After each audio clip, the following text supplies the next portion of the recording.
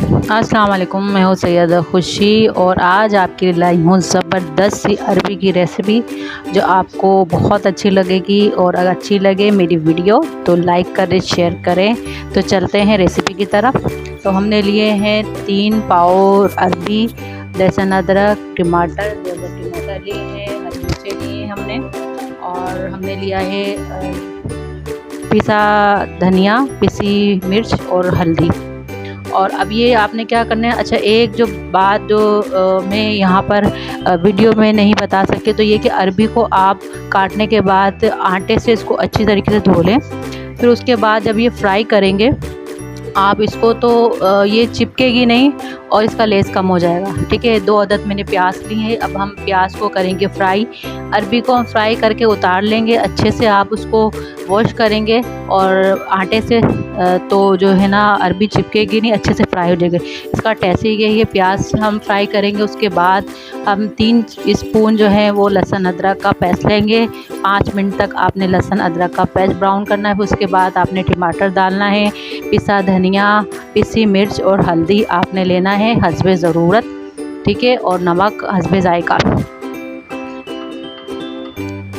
अब अच्छे तरीके से हमने इसको भूनना है। और बाकी का ये है कि जो साबुत धनिया है वो हल्का सा आपने कूटना है, वो भी इसमें डालना है 2 स्पून।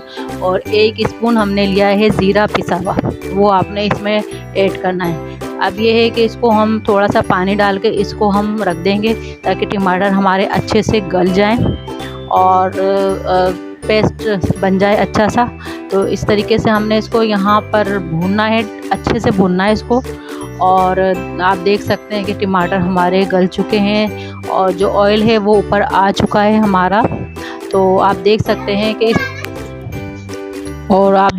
कि टमाटर अच्छे से भूनने पे आ रहे हैं। टमाटर भून चुके हैं, तकरीबन मसाला भून चुका है। और आप अच्छे तरीके से इसको भूनना है हमने, ताकि जो है टमाटर का जो पेस्ट है वो अच्छा सा बन जाए, अच्छा से ग्रेवी बन जाए। इसमें जो हमने फ्राई किए हुए अरबी हैं इसमें हम अरबी डाल देंगे। उसके बाद हमने 3-4 हमने ये बीच से कटी हुई सेंटर से काट के हम हरी मिर्ची इसमें ऐड करेंगे। और एक बात और, लीमू के बग़ैर अरबियाँ अधूरी हैं। आप ये देख सकते हैं हमारा जो सालन है वो रेडी है और लीमू के बग़ैर अरबियाँ बेमज़ा होती हैं। तो ये अरबियों की थी मेरी रेसिपी।